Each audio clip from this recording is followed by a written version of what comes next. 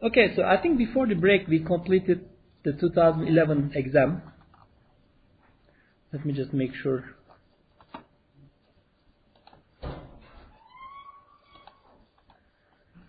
Okay, so this was last question. So let me come to the 2012 exam.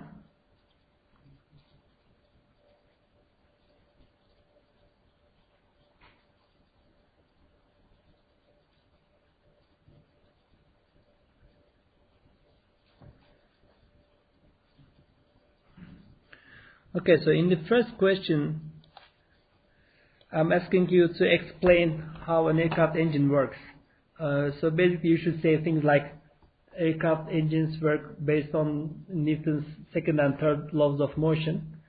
So the engine takes a certain amount of air and gives that air an acceleration by applying a force to it. So as a reaction to this force, the same amount of force is created on the engine itself in the forward direction. That becomes the thrust force.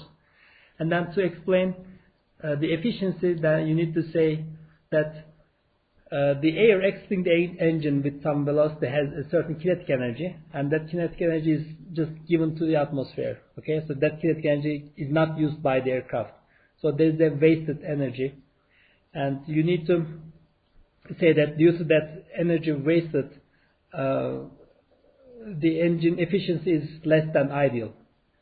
And I guess for this question you need to quantify that as well.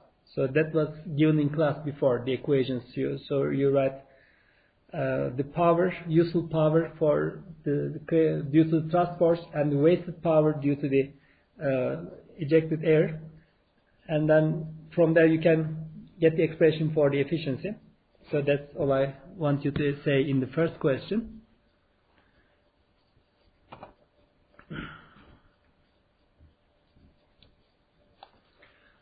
So the second question is a really nice question, although we haven't talked about excess power yet. So it says that consider an aircraft that uses both propellers and jet force for propulsion, and the thrust generated is proportional with the inverse of the square root.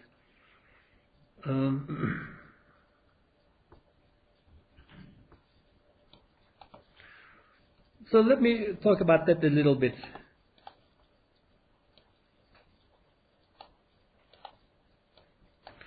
So remember our discussion about these propeller and jet engines. So propeller was very efficient at low speeds, but it had poor performance at high speeds. And for jet aircraft, it was the other way around. So let this be thrust, and then let this be power. So let me use red color for.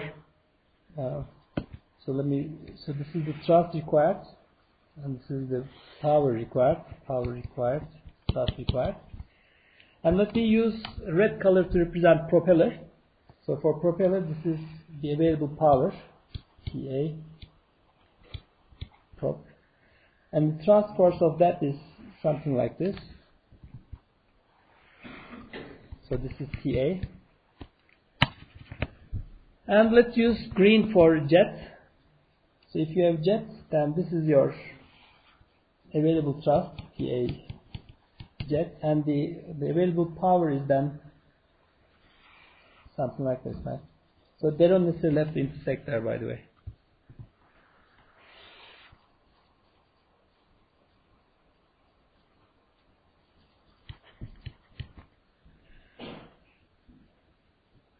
Okay, so if you look at let's take a look at the thrust curves. So this is your thrust required, right? This is your design of the aircraft that comes from the design of your aircraft. So if you want to be able to fly at this speed range at high speeds, then obviously you need a jet aircraft, because the thrust of a propeller engine drops significantly with speed. So you will have very little thrust force from a propeller. So jet engine is your best option for high-speed aircraft. But if you come to the low-speed range, let's say if your aircraft is flying at this speed range, okay, and if you look at the powers, then you see that power of a propeller is superior to power of a jet engine. So this affects, for example, takeoff performance. So the aircraft, while taking off, you come to the takeoff speed, which is a low speed. It's not compared to cruising speed. Then the aircraft needs to climb, right? So while climbing, the jet engine is disadvantageous because it has very limited power compared to a propeller. So that's why for low speed aircraft, propeller is the best choice, while for high speed, jet is much better. So in this question, I'm asking you to think about how these two can be combined. So let's say you have both a propeller and a jet, and somehow you combine the two. You try to find the midpoint between a jet and a propeller. And mathematically, I give you an expression.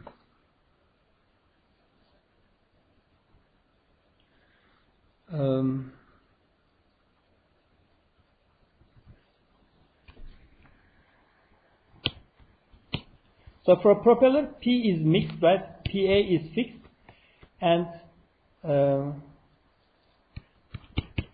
is given by PA divided by V.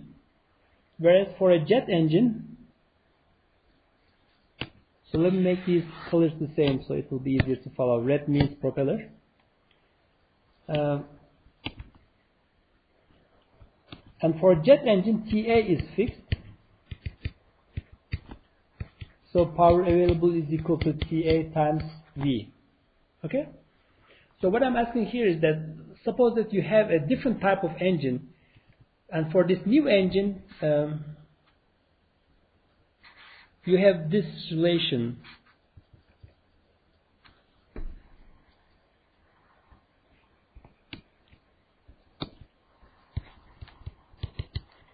So consider a new engine where neither TA nor PA is fixed.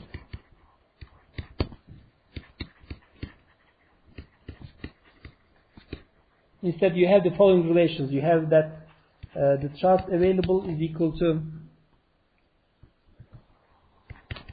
T0 divided by square root of V, and the power available then is going to be thrust times velocity, so it's going to be T0 times square root of V. This should be T0. So this is somewhere between the two type of engines.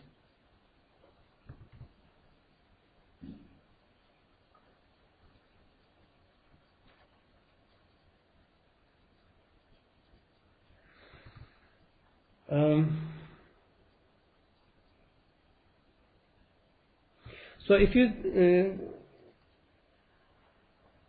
try to show this new engine on these graphs, so instead of for power, let's say it doesn't change linearly with V, but it changes with square root of V. So that will give you something like this. Okay, so this is a new engine. Whereas for the thrust curve, you have this relation, and that will give you something like this. Okay, so it is literally in between a jet engine and a propeller engine. So if you compare the low speed performance, it is better than a jet because it gives you more power at low speed. And if you compare it with propeller at high speed, it is better than propeller because it gives you more thrust force at high speed. So in fact, a turbofan engine is kind of doing that. So a turbofan engine has a big fan in the front, which takes a large amount of mass by giving it a little acceleration, very much like a propeller. So for a turbofan engine, the situation is very similar to this blue one. Okay? So that question is really asking you to think about this situation. Okay? So you can use this in the equations, and in fact in that question I'm asking you to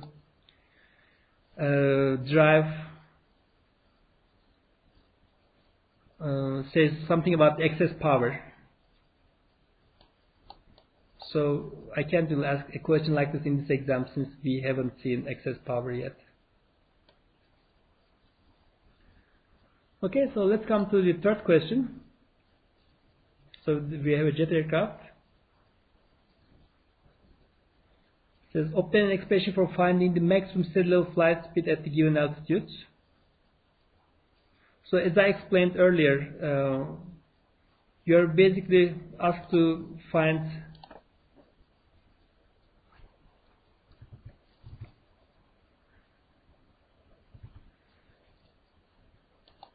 the steady level flight speed. So I'm asking you to find this point.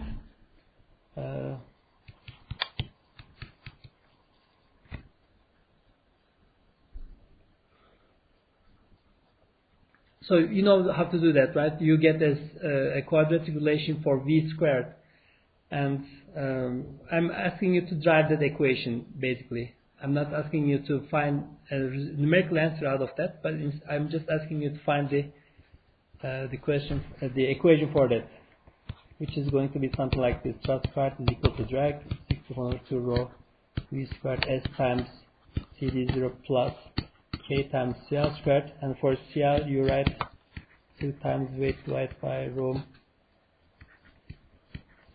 v squared s. So you take that and then put instead of CL there. That's the equation.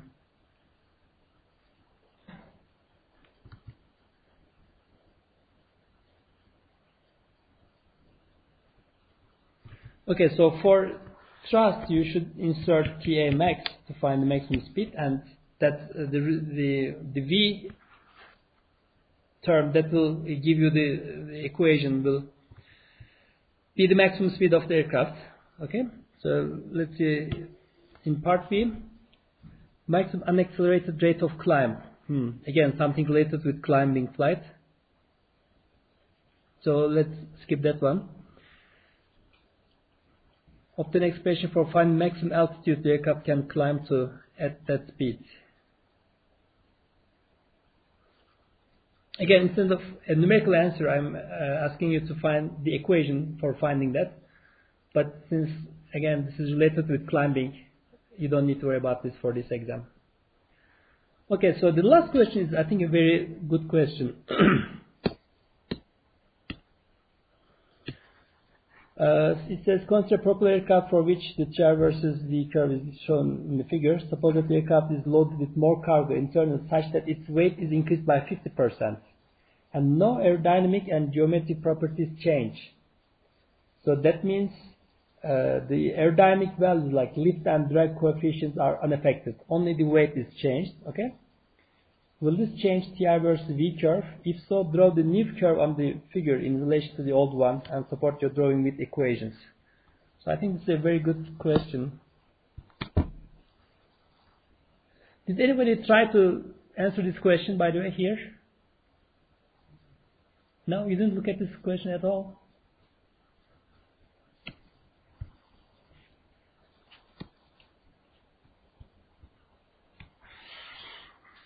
Maybe I shouldn't say anything about this and ask it again.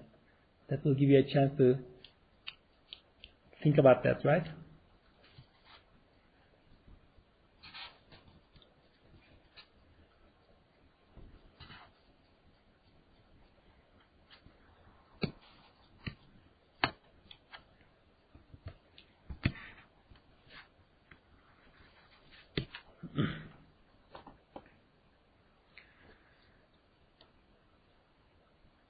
In fact, I can just use this result from the previous question.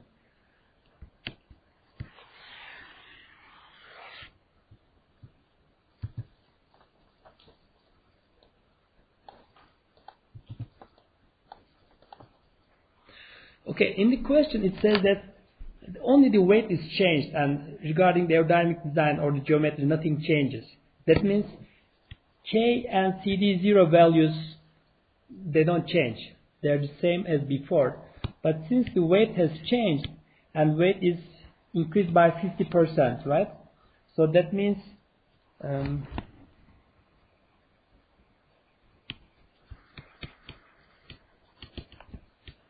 let me call this CR min nu. The new minimum thrust required is going to be 2 times weight times 1.5. times KCD0, or it's simply equal to 1 over 5 times TR mean, right? So that means the new TR mean point will be somewhere here.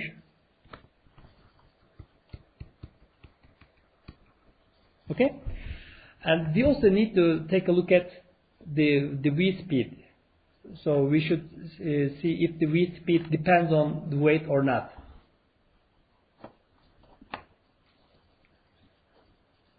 And let's say the V speed was also found here.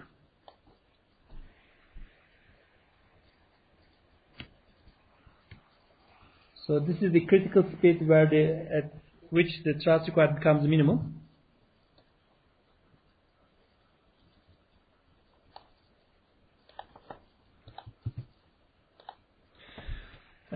Again, this part doesn't change related with the design of the aircraft.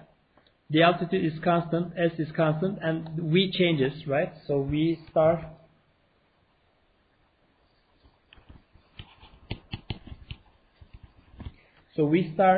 new squared is going to be 1.5 times V star squared old, right?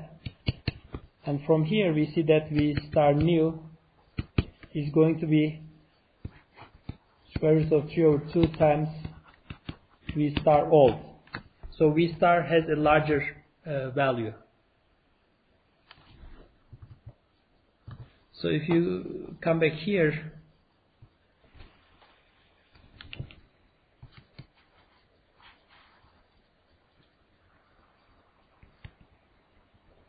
so this is 1.5 times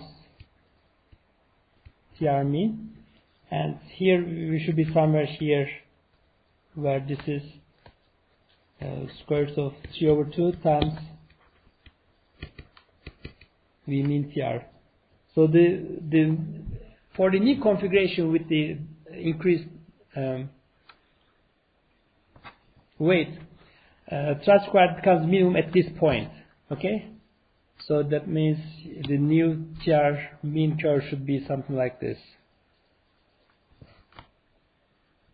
Okay.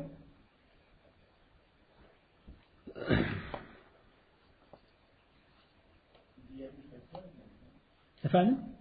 Yani kesebilir herhalde. Onu çok şey yapmadım da. Ya da kesmez. Bilmiyorum ki. Well, you can find that as well. If you use the complete equation and you can plot that in a computer, you can find the exact curves and see if they intersect or not. But doing this much is sufficient for this.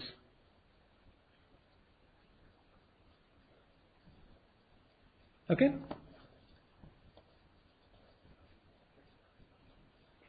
Let's see. Do you have any questions regarding this question?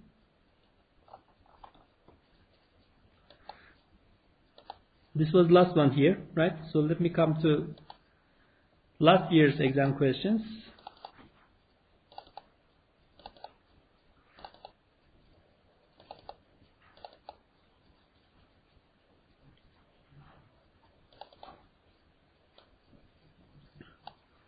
First question, unrelated for this exam. Second question, we have a jet aircraft with this data.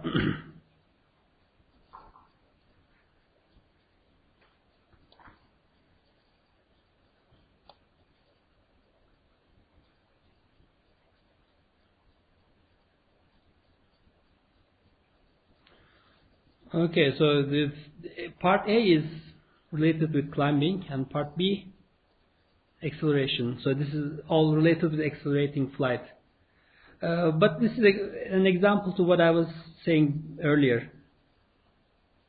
Let me just take this.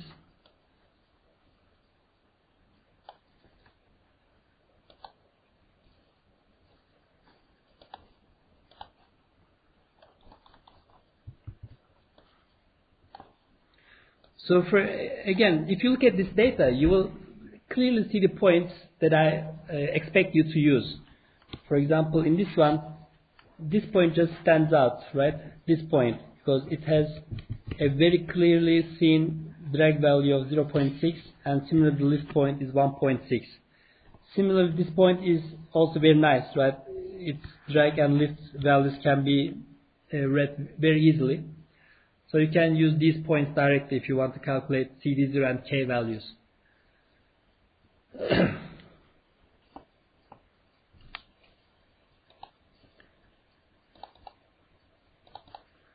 So as an example that I can go back to the first midterm questions, and I think you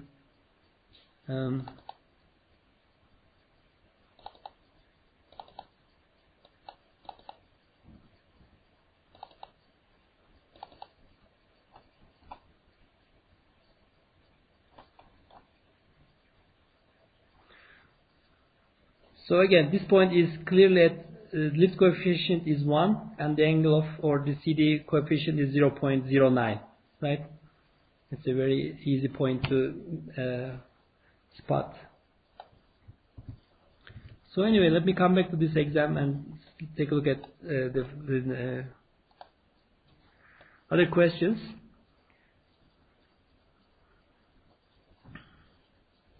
Oh, it asks endurance and range. Wow, this exam was quite late, I think. Yeah, this was at 18th of May. And even range and endurance was included in this exam. So clearly, you don't need to worry about this part, this third question. In shortest possible time. Again, unrelated for this midterm. Actually, this is bad news for the final exam. You will have a lot of topics included for the final exam for the first time. So you should study all these things for the final exam. You know that, right?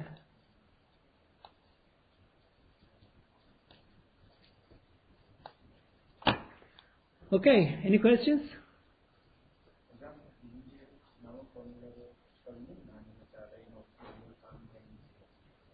Yok. Well, I get that question all the time. I will not have questions directly designed to test information from the first midterm. Like, I'm not going to ask you to define Reynolds number or angle of attack. But that doesn't mean that you should know those topics. Obviously, you need to know the equations from the first midterm, right? So you need to know the basic lift and drag equations, or you need to know how the drag polar is ideally represented by that equation. So those you need to know. But other than that, I will not ask you questions directly to test whether you know those or not. You will just need to know all that information to answer other questions.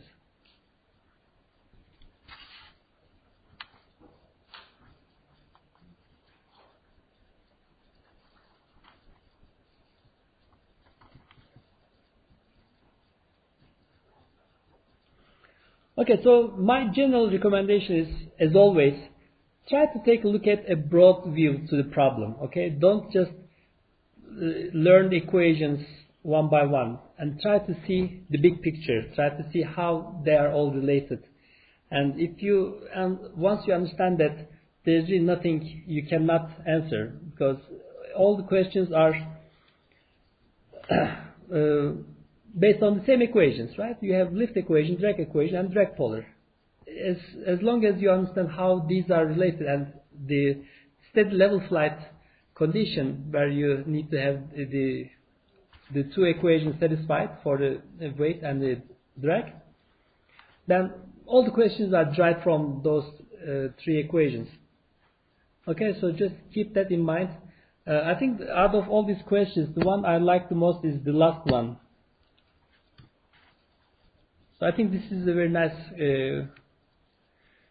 question. So this is very similar to how we found dependence of thrust available or thrust required on altitude. This time, instead of altitude, we are looking at its dependence on the weight term. So here the rho term doesn't exist, so we say that it doesn't depend on rho. But the weight appears, so we can say that it depends on weight, and the dependence is seen here. Okay? Any questions?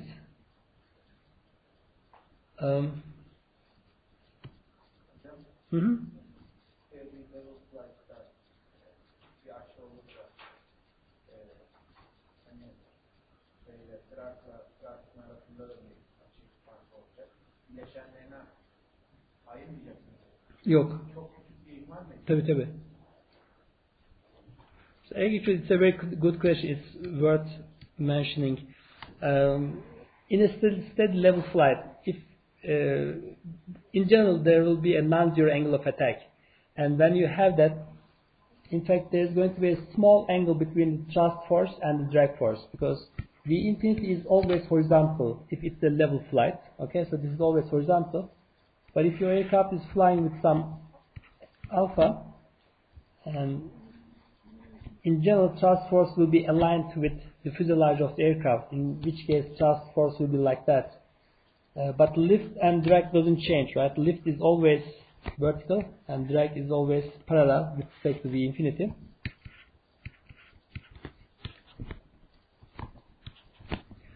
So in this case, obviously thrust is not equal to drag, but instead you should take this alpha into consideration. But it is a very small number in most of the cases anyway, so we simply ignore that. Especially if you are on the right side of that thrust equation, the thrust curve. In this range, alpha is really low, right? So because CL is small, alpha is small, so this assumption is very accurate for this part. Only in the very low speed range, this becomes significant because alpha gets larger as you aircraft flies slowly, because you are very close to the stall conditions here. And at stall conditions, alpha is very large. Well, it's not still very large, but it has its largest value. But even then, it's on the order of 10 degrees or 13, 14, 15, something like that. And even for that, this assumption is not bad. So we use that same assumption everywhere.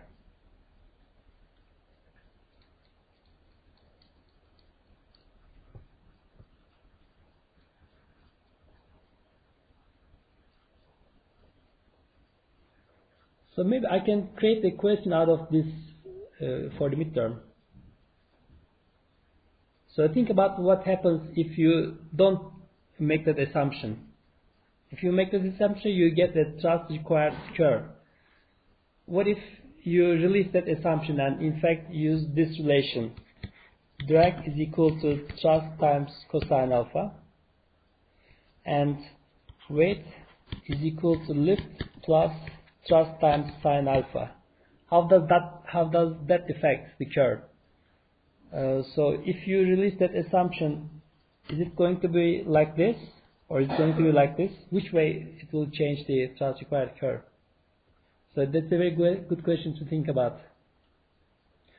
So as I said, at high speed these will converge, right? Because as you move towards right, you know that angle of attack gets smaller and smaller. That means this will be getting closer and closer to the other curve with the assumption. But at low speed range, there will be a slight difference.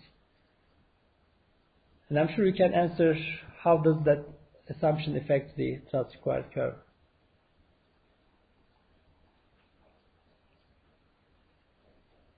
Okay? Any other questions?